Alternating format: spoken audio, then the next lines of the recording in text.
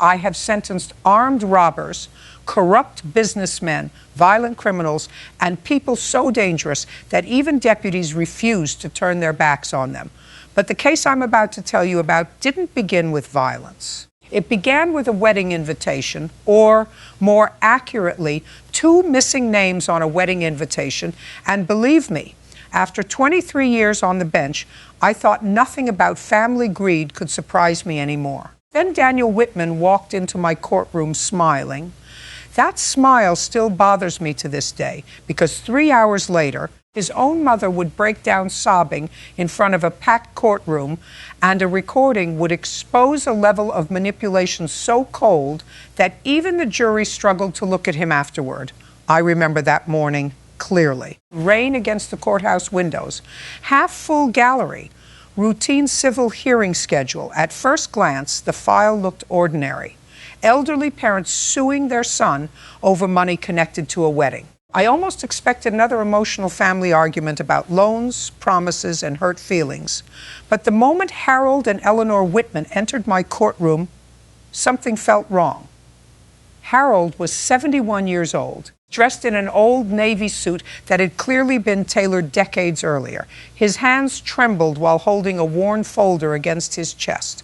Not anger, not aggression, fear, real fear. His wife, Eleanor, looked even worse.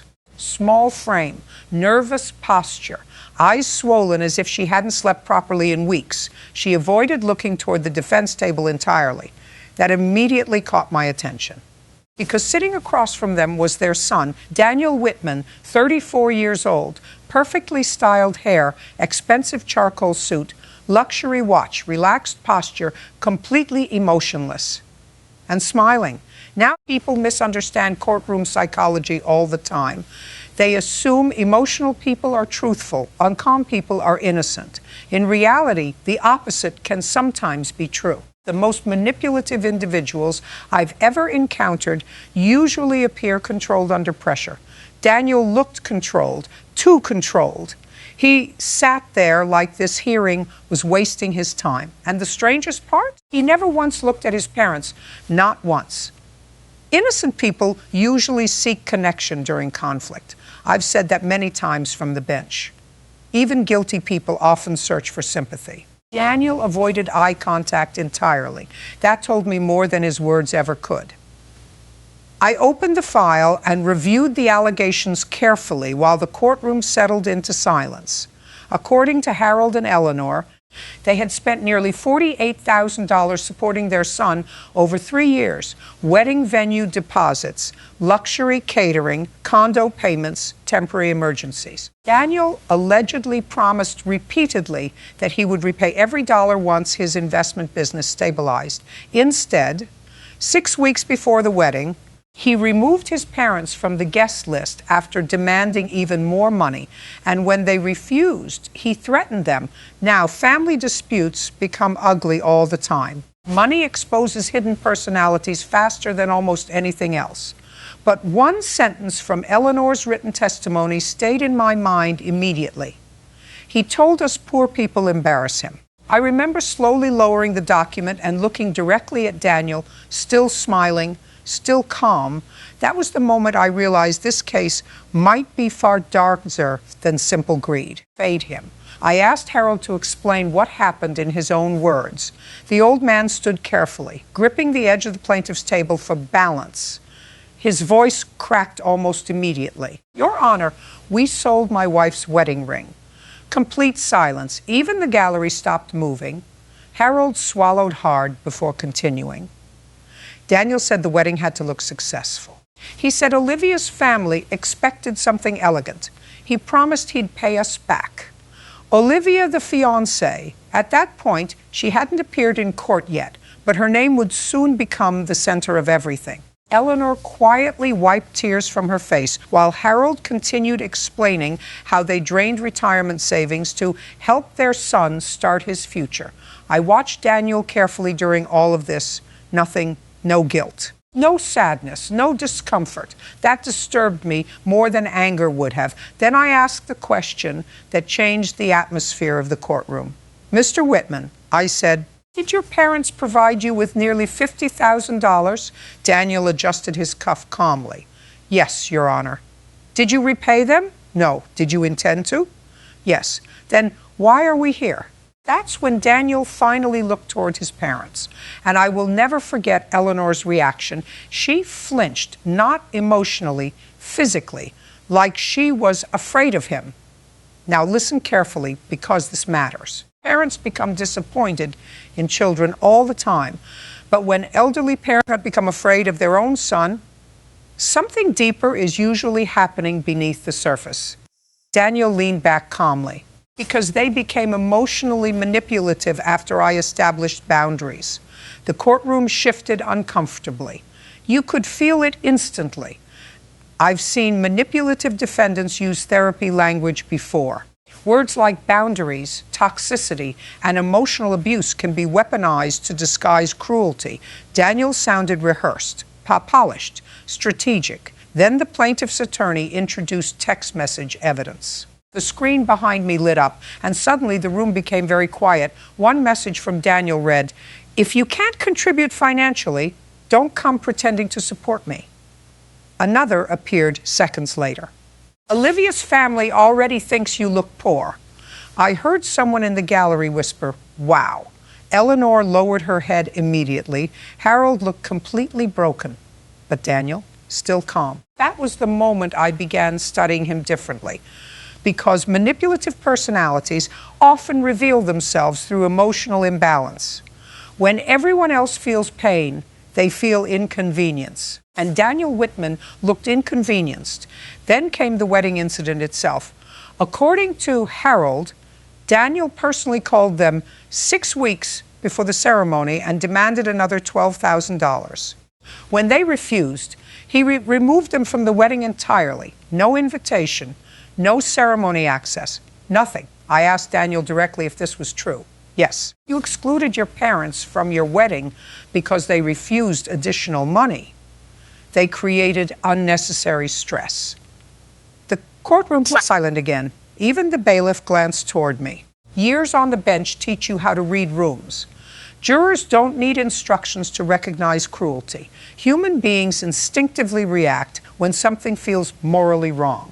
And everyone in that courtroom was beginning to feel it. Then Eleanor slowly reached into her purse. Her hands were shaking badly now. She looked at me and quietly said, "Your Honor, there's something else." She handed the plaintiff's attorney a phone. The attorney looked toward me carefully.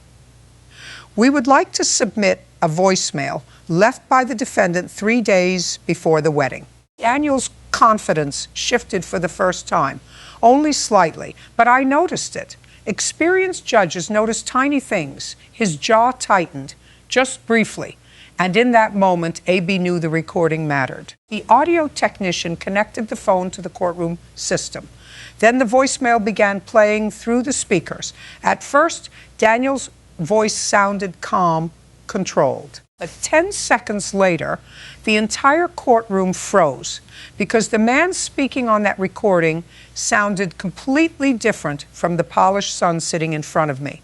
This voice was colder, darker, crueler. And what he said next made Eleanor start crying before the message had even finished playing.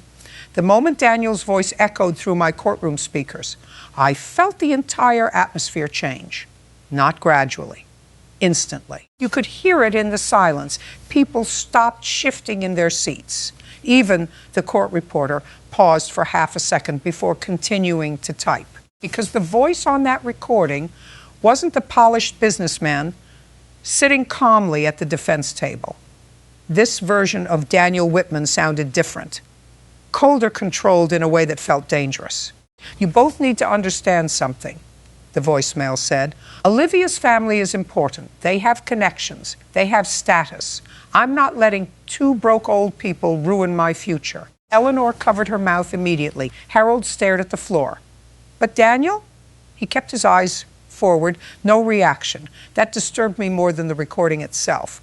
Most people, even guilty people, react when hearing themselves exposed publicly. Shame causes physical discomfort. Panic changes breathing patterns. Anger creates movement. Daniel remained completely still. And believe me, after decades on the bench, I've learned that emotional absence can sometimes reveal more than emotional outbursts. The voicemail continued. If you can't send the money by Friday, don't show up at the wedding. And if you try embarrassing me in front of Olivia's parents, I swear you'll regret it. Then came the part that changed everything. You've been useless my whole life anyway. Silence. Real silence. Not courtroom silence, the kind of silence that feels heavy in your chest. I remember slowly removing my glasses and looking directly at Daniel. For the first time that morning, his smile was gone. Not because he felt guilty. No, because he realized the courtroom was no longer emotionally neutral. The jury looked disturbed. The gallery looked angry. And I could already sense something deeper beneath the surface of this family conflict. You see, manipulation inside families rarely begins with money.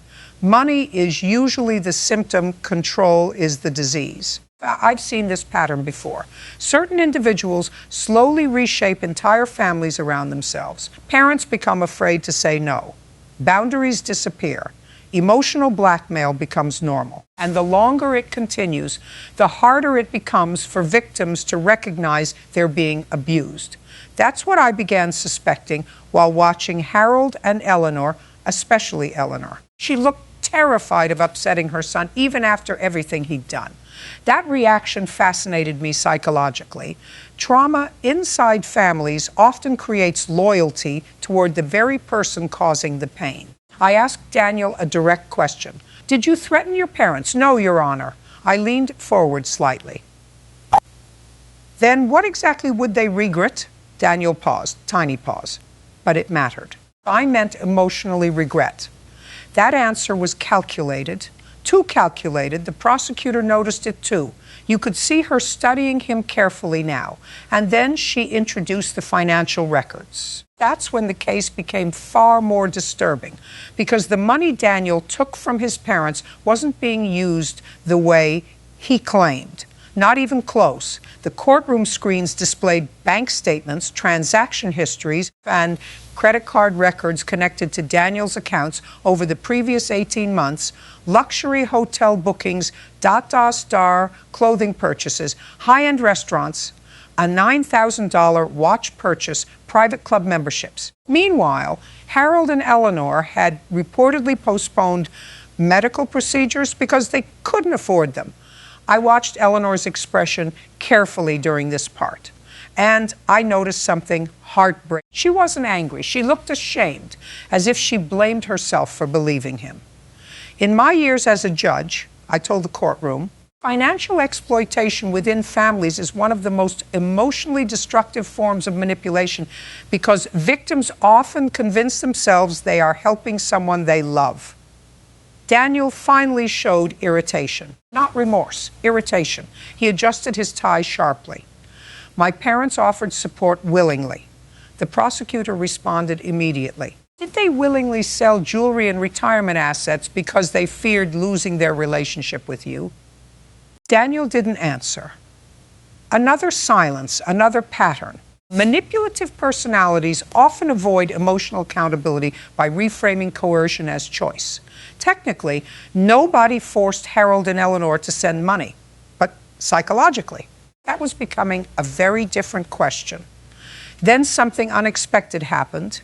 The courtroom doors opened, and Olivia Bennett walked inside. I remember the exact moment she entered because Daniel's composure changed instantly. For the first time all day, he looked nervous, only slightly, but enough for me to notice. Olivia was elegant, composed, and professionally dressed. Late 20s, intelligent eyes, calm posture, but she looked emotionally exhausted. And when she sat down behind the defense table, she didn't sit next to Daniel. She left space between them. That mattered. Small physical behaviors inside courtrooms often reveal hidden truths long before testimony begins. The prosecutor asked if Olivia was prepared to testify. She nodded quietly, then she took the stand. And within 5 minutes, The entire direction of the case changed because Olivia wasn't there to defend Daniel. She was there because she had finally become afraid of him, too. You could feel the tension rising immediately. Daniel stared straight ahead while Olivia adjusted the microphone carefully. I asked her to describe her relationship with the defendant. We were engaged for almost 3 years.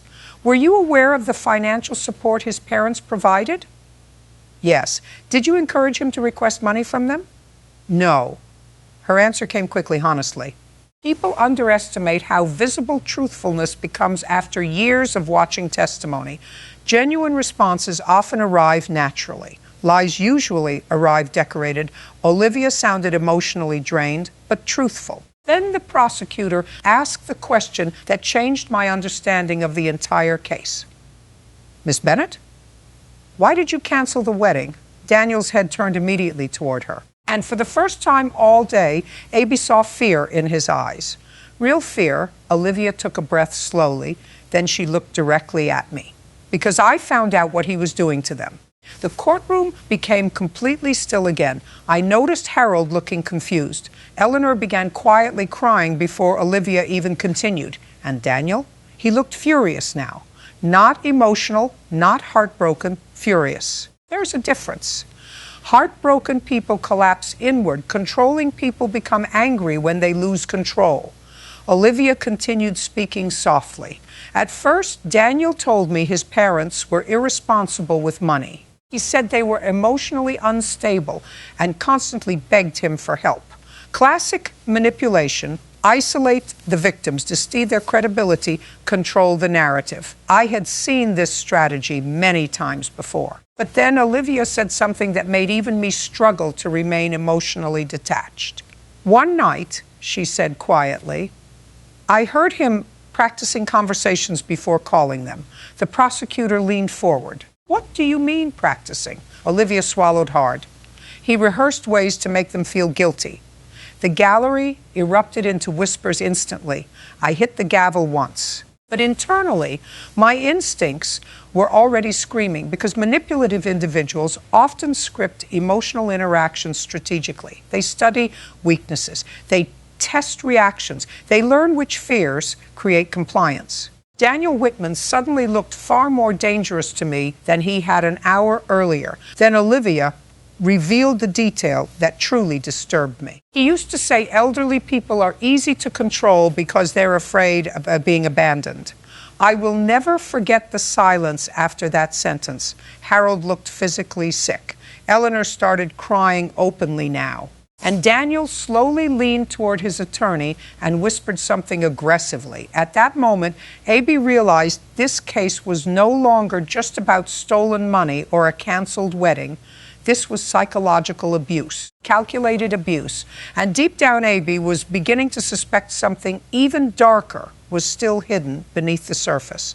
Because Olivia hadn't told us the worst part yet, not even close. Then the prosecutor asked one final question.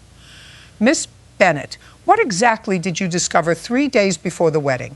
Olivia looked toward Daniel, and the expression on her face wasn't anger. It was fear. Real fear. Then she opened her purse, pulled out a small flash drive, and said 7 words that changed the entire courtroom forever. There are recordings you need to hear. The moment Olivia placed that flash drive on the witness stand, I felt something shift inside my courtroom, not tension, something heavier instinct. After decades on the bench, you develop instincts the way detectives do. Certain moments arrive with a feeling you can't fully explain, yet your body immediately understands. Something terrible is about to surface, and Daniel Whitman knew it too. For the first time since the hearing began, the confident mask he had carefully maintained started cracking around the edges. Not dramatically, just enough. His jaw tightened, his breathing changed slightly. His fingers tapped once against the table before stopping immediately, almost as if he realized he had accidentally exposed emotion. That tiny reaction mattered to me. Because manipulative personalities survive through control. And control becomes fragile when secrets appear unexpectedly. I asked Olivia calmly, what exactly is contained on that drive? Her hands trembled slightly as she answered, audio recordings. Recorded by whom? By me. Daniel immediately stood up. This is ridiculous. That was the first time he raised his voice all day. Interesting. People rarely panic over harmless evidence. I looked directly at him. Sit down, Mr. Whitman. He hesitated only for a second, but hesitation in court reveals internal conflict. Confident people comply quickly when they believe they still control the situation. Daniel sat slowly. Angrily, Olivia continued speaking. I started recording conversations after I realized Daniel behaved differently around different people. Classic dual personality manipulation. I've seen it many times before. Certain individuals carefully construct public personas while privately becoming emotionally abusive behind closed doors. To outsiders, they appear charming, intelligent, composed. Behind closed doors, they become someone else entirely. Olivia explained that during the early years of their relationship, Daniel appeared caring and ambitious. He constantly talked about building a successful future, supporting family, and becoming financially stable. But over time, she began noticing patterns. Small things at first. He mocked service workers when they walked away, lied casually for convenience, insulted strangers in private after smiling at them publicly. Then came the obsession with status. He became fixated on appearances, Olivia said quietly. Everything had to look expensive. Everything had to look successful. I glanced toward Harold and Eleanor. Elderly parents are especially vulnerable to emotionally manipulative children because they often mistake sacrifice for love. They believe enduring pain proves devotion. And Daniel understood that perfectly. Olivia then described how Daniel repeatedly pressured his parents for money while pretending it was temporary support. He told them investors were judging him, she explained. He said successful people couldn't have poor-looking parents. The courtroom reacted immediately.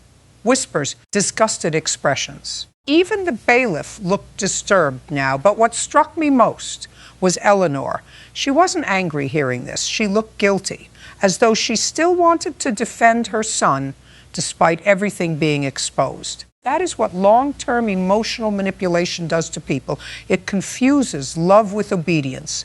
Then Olivia revealed the moment she realized she needed to leave him. And believe me, even after all my years on the bench, what she described unsettled me deeply. It happened 3 nights before the wedding, she said. Danielle stared at the table now, not at Olivia, not at me. The prosecutor asked her to continue. I woke up around 2 in the morning and realized Daniel wasn't in bed. Her voice began shaking. I heard him talking downstairs. The courtroom became completely silent again. So silent you could hear rain tapping against the courthouse windows outside. Olivia swallowed hard. At first I thought he was on a business call, but then I heard him laughing. She paused, and I realized he was talking about his parents. Something cold settled in my chest immediately, because cruelty becomes especially disturbing when it is performed casually, Olivia continued. He was speaking to one of his friends on speakerphone. What exactly did he say? The prosecutor asked. Olivia closed her eyes briefly, like she was replaying the memory in real time. He said, old people are easy to break. You just make them feel guilty enough and they'll hand over everything. The courtroom exploded into whispers. I hit the gavel sharply. But internally, Abby was already reevaluating the entire case. This was no longer simple financial exploitation. This was predatory psychological control, calculated, intentional. Daniel suddenly interrupted loudly. She's twisting everything. Interesting. Notice the wording, not that's false. Not that never happened. She's twisting it. Manipulative individuals often attack interpretations rather than facts, because facts themselves are difficult to escape. I looked directly at him again. Mr. Whitman, you will remain silent until addressed. His face hardened instantly, And right there, Abby saw it. The real Daniel, not the polished businessman, not the calm son. The mask slipped just enough for everyone in the courtroom to glimpse the anger underneath. And believe me, the jury noticed too. Years on the bench teach you something fascinating about juries. People may not understand legal terminology, but they understand danger instinctively. The emotional temperature of the room had changed. Then Olivia revealed why she started recording him. 1 week before the wedding, she said quietly, I found out he had secretly taken out credit cards using his parents' address. Harold looked stunned. Eleanor covered her mouth in horror. Daniel's attorney immediately objected, but the damage was already done. Because Daniel himself looked panicked now, real panic, the prosecutor approached the evidence table carefully. Miss Bennett, are you saying the defendant used his parents' financial information without permission? Olivia nodded slowly. He told me elderly people never check their credit reports. You could actually hear someone in the gallery whisper, "Oh my God." I remember looking at Daniel carefully in that moment. And something about his expression disturbed me more than anything else that day. He wasn't ashamed. He wasn't remorseful. He looked angry that he had been discovered. That distinction matters enormously. Some people regret causing harm. Others only regret losing control.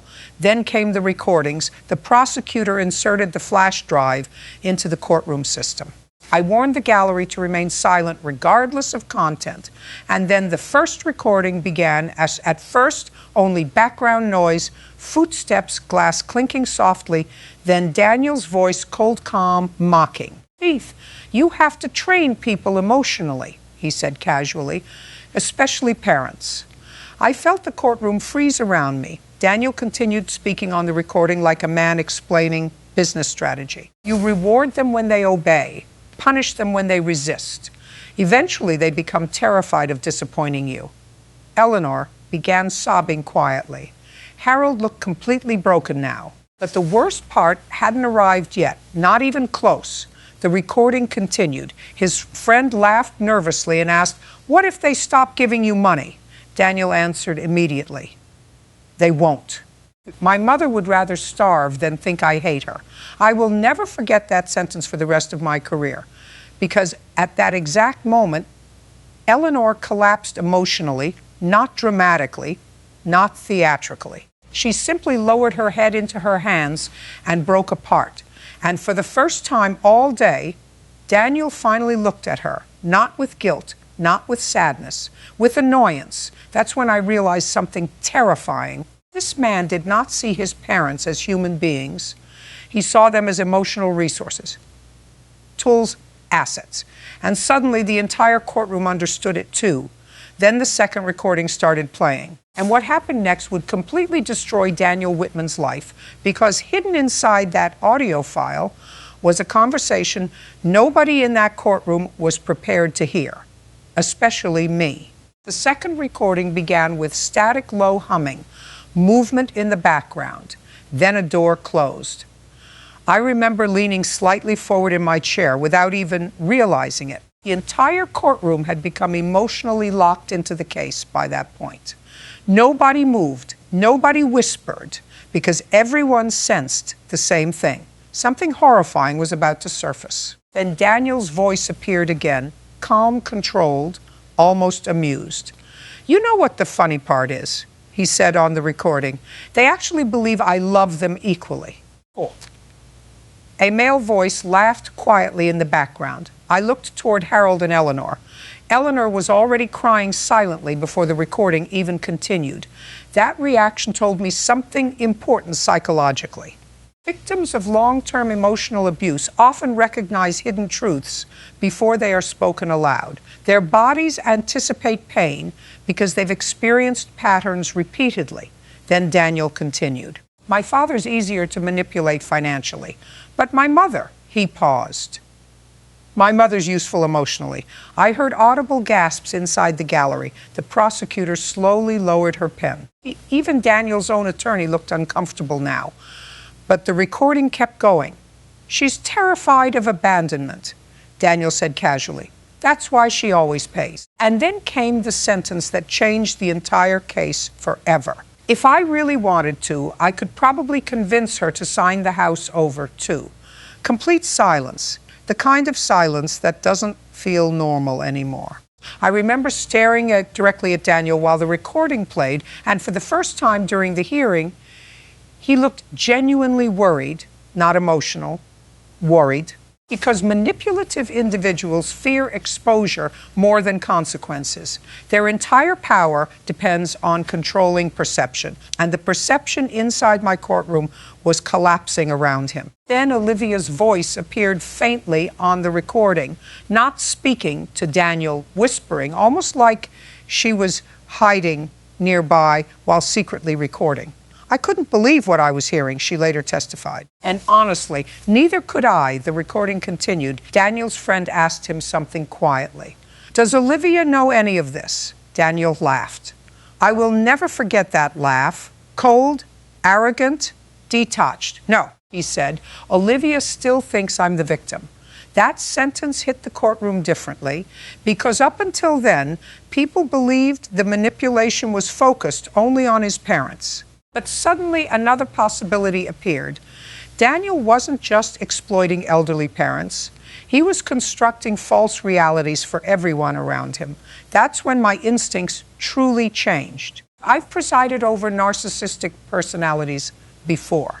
Some manipulate emotionally, others manipulate financially, but the most dangerous individuals manipulate identity itself. They become different people depending on the audience. And Daniel Whitman was beginning to look exactly like that type.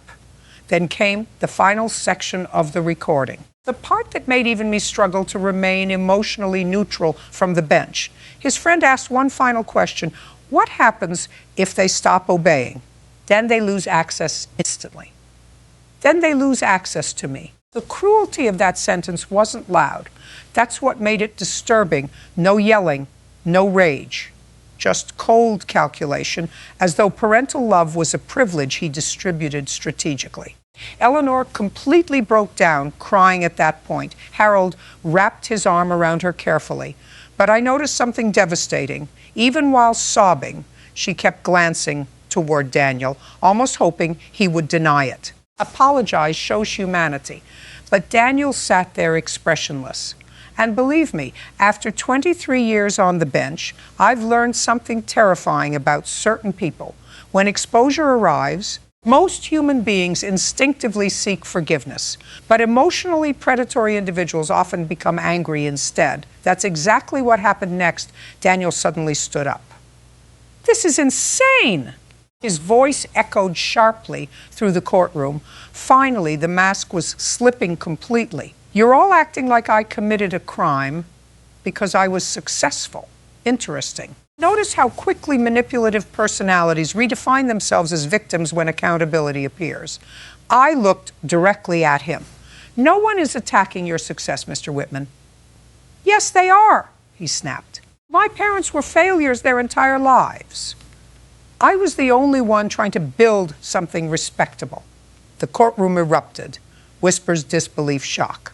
I hit the gavel hard enough that the sound cracked through the room, but internally, AP was watching something deeply revealing unfold. Because emotionally abusive people eventually expose themselves when control disappears. Rage becomes unavoidable once manipulation stops working. Daniel pointed toward his parents. They wanted me trapped in their miserable life forever. Harold looked like he'd been physically struck. Eleanor closed her eyes immediately. And then Daniel said something I don't think anyone inside that courtroom was prepared to hear, including me. I'm not responsible for their weakness. Silence, Dobsel, silence. That sentence changed the emotional direction of the trial instantly. Not because it was loud, because it was honest.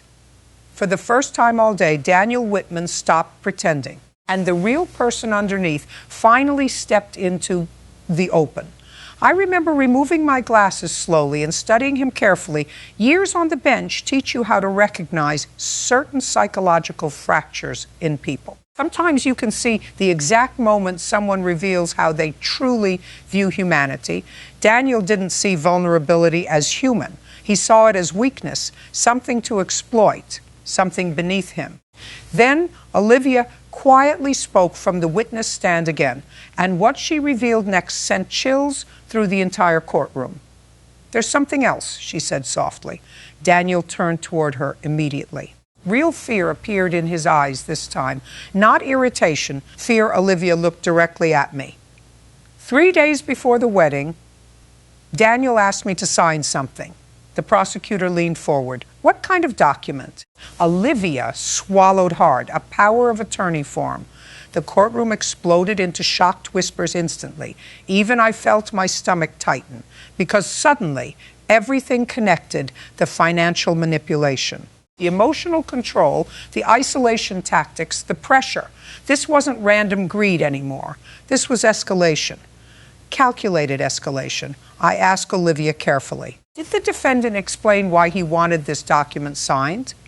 Her answer came quietly. "He said marriage meant trust. And did you sign it?" "No." Daniel suddenly slammed his hand against the defense table. "That's not what happened." Again, notice the wording, not "that's false." That's not what happened. Manipulators often attack interpretation because facts themselves are dangerous territory. Olivia reached into her purse again. Then she revealed the final piece of evidence, a printed email, one Daniel had sent accidentally from the wrong account. The prosecutor read it aloud. And the moment she finished, the entire courtroom realized Daniel Whitman had never planned to repay his parents at all. Not ever. Because hidden inside that email was a sentence so cold, so unbelievably calculating, that even the bailiff later admitted it made him sick. The prosecutor read slowly, "Once the wedding's done, I'm cutting them off permanently. They've already served their purpose." I heard someone in the gallery whisper, "Monster." And honestly, at that moment, Abby couldn't disagree. I have delivered thousands of rulings in my career, some emotional, some tragic, some forgettable before the courthouse lights even shut off that evening. But there are certain moments a judge carries forever. And the moment I looked at Daniel Whitman after that email was read aloud, AP knew this case would stay with me until the day I left the bench, because the courtroom was no longer reacting to simple greed. People were reacting to the realization that this man had emotionally dismantled the very people who loved him most and somehow still believed he was the victim. The silence after the prosecutor finished. Reading the email felt suffocating. Harold stared at his son like he no longer recognized him. Eleanor looked completely shattered, but Daniel, he sat rigidly in his chair, jaw tight, eyes burning with anger instead of shame. That distinction matters more than people realize.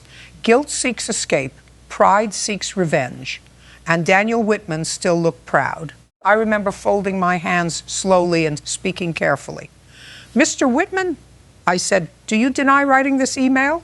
His attorney leaned toward him immediately, whispering urgently, but Daniel ignored him.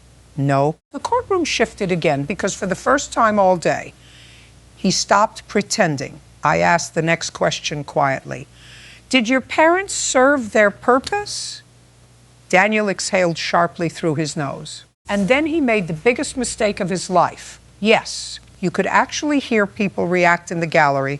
One woman whispered, "Oh my God." Another man shook his head slowly in disbelief. Even after years in courtrooms, moments like that still affect people deeply, because human beings instinctively understand betrayal inside families. Strangers hurting strangers feels tragic. Children exploiting parents feels unnatural. Daniel continued before anyone could stop him. "They chose to help me. Nobody forced them."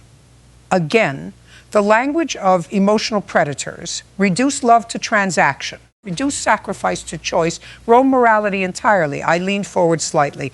"You manipulated two elderly people who trusted you." "No," he snapped. "I motivated them." The courtroom froze. That sentence revealed everything completely, because psychologically, Daniel didn't view guilt, fear, or emotional pressure as cruelty. He viewed them as tools, I've encountered personalities like that before. Rarely, but enough times to recognize the pattern. Certain individuals believe empathy is weakness. They study emotions the way gamblers study cards, not to connect with people, but to control outcomes. That's why Daniel rehearsed conversations. That's why he weaponized abandonment. That's why his mother looked terrified every time he spoke. And deep down, A.B. think Eleanor knew exactly who her son was long before this case ever reached my courtroom. She just couldn't bear admitting it aloud. Then something happened I did not expect. Harold Whitman stood up slowly. The old man looked exhausted beyond words. Not angry. Not dramatic. Just emotionally destroyed. He asked if he could speak directly to his son. I allowed it carefully. Harold turned toward Daniel. And believe me, A.B. have heard murder victims' families speak with less heartbreak than what came next. We loved you, Harold said quietly. Daniel looked away immediately. Interesting. Manipulative personalities often maintain eye contact during conflict to establish dominance, but genuine emotional vulnerability can make them deeply uncomfortable because it threatens the narrative they built internally. Harold's voice cracked. Your mother skipped medication to send you money. Eleanor started crying again instantly. We thought we were helping our son build a future. Then Harold said something that hit the courtroom harder than any yelling ever could. But you were only building yourself. Silence. No whispers now. No movement. Just silence. Daniel stared at the defense table without responding, and for the first time all day, he looked small, not remorseful. Exposed there's a difference. The prosecutor then requested final consideration of damages, financial fraud indicators, emotional distress, and reimbursement orders connected to the evidence presented. But honestly, by that point, the legal outcome almost felt secondary, because everyone in that courtroom had already witnessed the true punishment. Exposure. People like Daniel survive through image management, through perception, through carefully constructed identities. And in a single afternoon, that identity had collapsed publicly.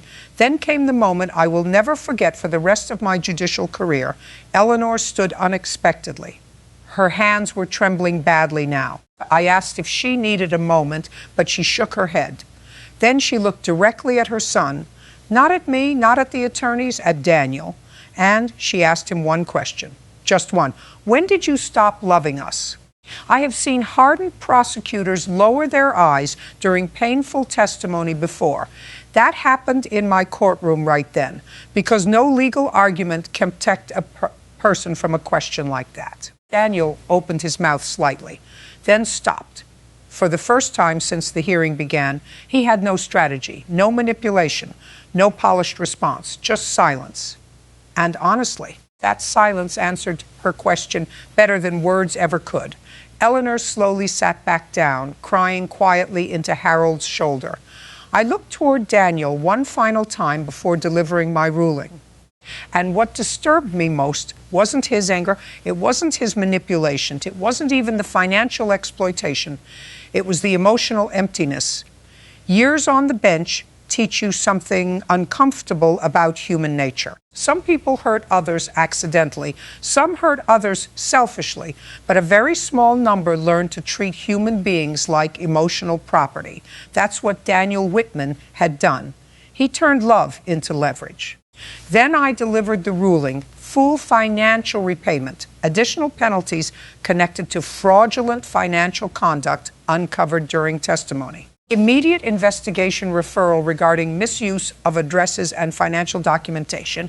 And finally, A.B. looked directly at Daniel and said words I had never spoken quite this way before in my courtroom. Success built on humiliation is failure in its purest form. He said nothing. No reaction, no apology. Deputies escorted him out quietly while the courtroom remained silent. But the moment that truly stayed with me happened afterward, long after the hearing ended, long after the gallery emptied.